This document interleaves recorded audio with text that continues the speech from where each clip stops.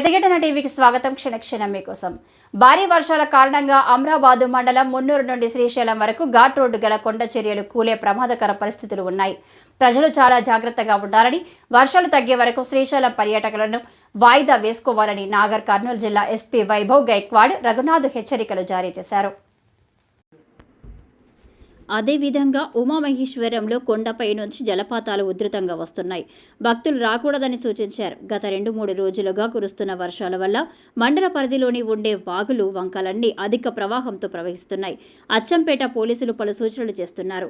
గ్రామాల్లో ఎవరైనా మట్టి మిద్దెలు కూలిపోయే స్థితిలో ఉన్నా ఇంట్లో నుండి బయటకు వచ్చి మీ యొక్క చుట్టాల దగ్గర తలదాచుకోగలరని అన్నారు.